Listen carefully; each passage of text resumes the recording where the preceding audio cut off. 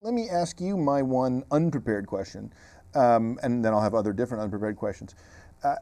Off the bus, as Amanda Mickle explained some of the unfolding of Off the Bus to me, she had started, or there was an idea around citizen journalism, which is the world is populated with little David Broders, right? And we're just going to we're going to open up some space for them to do their work. And what they pretty quickly discovered is that the pretty high percentage of the people who can be David Broder already are David Broder. And that the model of individual citizens will act as reporters didn't work as well as, why don't we treat the group as the reporter? We'll dispatch individual citizens to each county in Iowa rather than hiring some hapless reporter to rent a car and drive around and look at 10 caucuses in one day.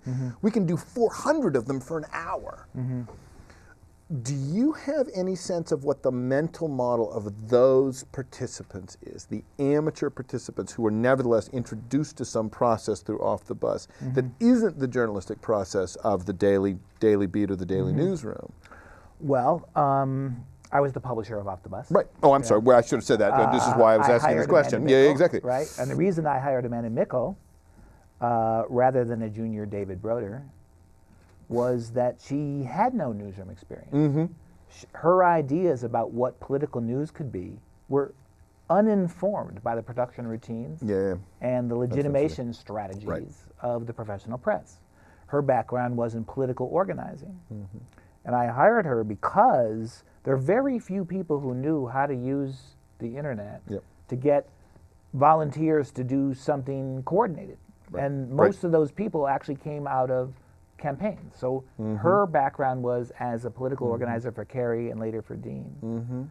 Okay, so our idea when we started the Off the Bus was that we would recruit lots of citizen volunteers who would probably want to write about and report about individual candidates. That's what our original idea. That we would organize our volunteers into teams, and we'd have 100 or 700 people who wanted to cover Hillary, and maybe a few less who wanted to cover Edwards, and a few less who wanted to cover Kucinich, but they would organize themselves sort of around the candidates that they were interested in. That turned out not to be the case. But on the other hand, we also knew that our ideas probably weren't that good, and we would have to adjust them and revise as we went along, which is routine. But here's what Off the Bus became was, instead of putting people on the bus inside the campaign bubble and acclimating them to the way the professional managers and manipulators of politics work, why not just leave them where they are in the electorate? And when the campaign comes to them or touches their lives, they will have something to say. And I think that was proved out. I mean, that was their motivation. Was the reason they participated was that the campaign mattered to them in their lives. And they didn't always agree with the way it was pictured in the professional media. Because the people in the professional media are actually not identifying that much with the person at home. They eventually begin to learn how to look at politics and how to look at the people out there through the lens of the professionals who are in charge of manipulating them or winning the election. When I try to explain Barack Obama to people, I say that one of the things I try to explain with Obama's election, the use of social media, is that Obama suffered from a catch-22 back in 2006, beginning of 2007, right? This is when a bookie would have taken pity on you and returned your money if you wanted to bet on an African-American president. With the name Barack Obama. With the name Barack Obama, exactly, Barack Hussein Obama. And the press could not cover Obama as a potentially viable candidate because they already knew he wasn't a viable candidate. Right. And so the catch-22 there was, unless you have already proven your viability, you can't actually build viability under scrutiny, which is ironic.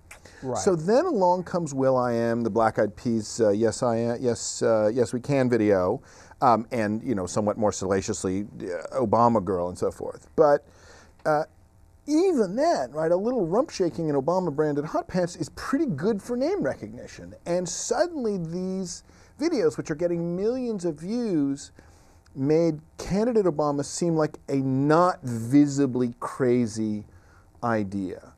But Obama could only have gotten over that threshold, I think, outside the traditional media, whose framing of we must defend the sanctity of Meet the Press or what have you from fringe candidates, right? It's always the fight around the debates. Right.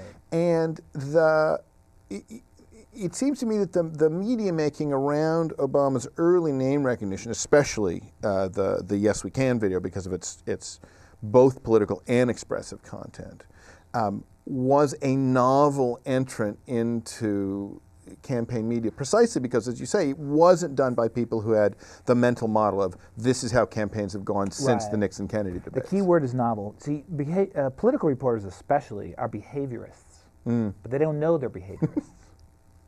They assume that what's going to happen is a reflection of what's previously happened.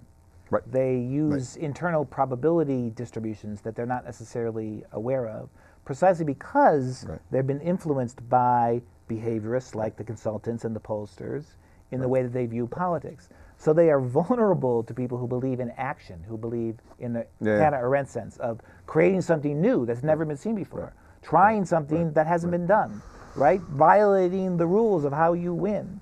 And when somebody comes along and actually acts in that sense, in the sense of initiating something different, it's always a surprise. Well, that's the Mayhill-Fowler story, which is the candidate said it, so I reported it. Which was a kind of action that broke the old frame of, okay, now Obama gets to go backstage and speak to a public, but off the record, that kind of middle zone. Right. And Fowler's novelty was to say, if this is an opinion this man is expressing about the American electorate, it is politically important that that opinion be heard, regardless of what the press and campaigns are regarded as the ground rules. Now, I'm not sure that that model is entirely good for democracy because, in a way, you can't then you can't have partial, or you can't be testing your messages. You kind of have to be camera ready when you go out.